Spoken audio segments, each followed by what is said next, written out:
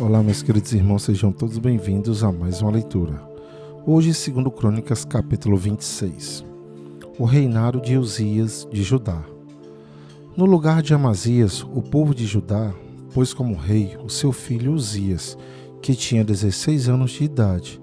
Depois da morte do pai, Uzias reconquistou e construiu de novo a cidade de Elate.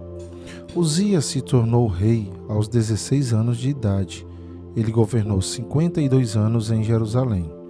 A sua mãe se chamava Jecolias e era da cidade de Jerusalém. Seguindo o exemplo do seu pai, Uzias fez aquilo que agrada a Deus, o Senhor. Enquanto Zacarias viveu, Uzias serviu a Deus fielmente, pois Zacarias o ensinou a respeitar o Senhor. Durante esse tempo, Deus o abençoou.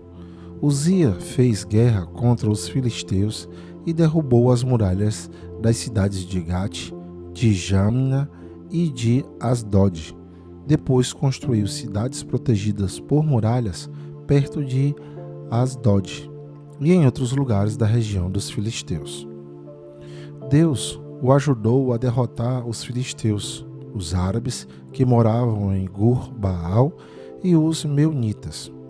O poder de Uzias aumentou e a sua fama se espalhou até o Egito, e os amonitas lhe pagavam impostos. A fim de tornar mais forte as muralhas de Jerusalém, Uzias construiu torres no portão da esquina, no portão do vale e no lugar onde a muralha faz esquina. Construiu também torres de vigia nos campos e abriu uma porção de poços, pois tinha muito gado, tanto nas planícies como nos planaltos de Judá.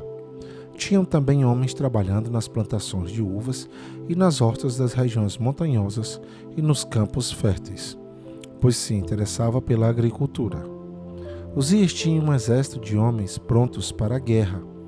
Eles marchavam para a batalha em grupos organizados de acordo com as listas que estavam aos cuidados do escrivão Jeiel e do oficial Maaseias. O chefe desses dois homens era Hananias, um dos generais do rei. O exército era comandado por 2.600 chefes de famílias, todos eles soldados valentes. Eles comandavam um exército poderoso de 307.500 soldados, que estavam à disposição do rei nas suas lutas contra os seus inimigos. Uzias armou os seus soldados com escudos, lanças, capacetes, couraças, arcos e flechas, e fundas para atirar pedras.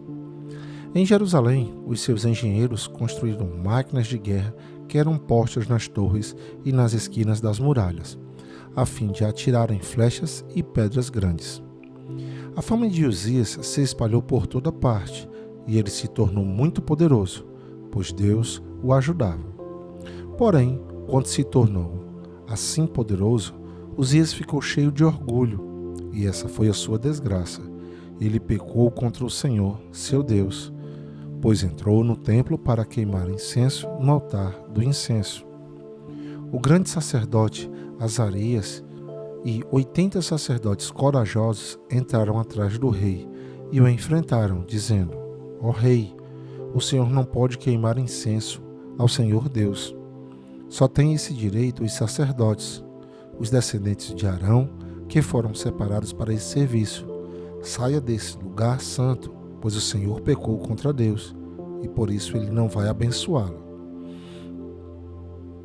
Ao ouvir isso, Uzias ficou furioso com os sacerdotes. Ele estava ali no templo, perto do altar do incenso, segurando o queimador de incenso.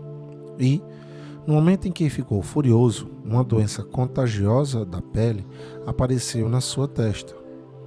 Azarias e os sacerdotes, vendo que ele estava com aquela terrível doença, o expulsaram imediatamente do templo, e ele mesmo tratou de sair depressa, pois o Senhor Deus o havia castigado.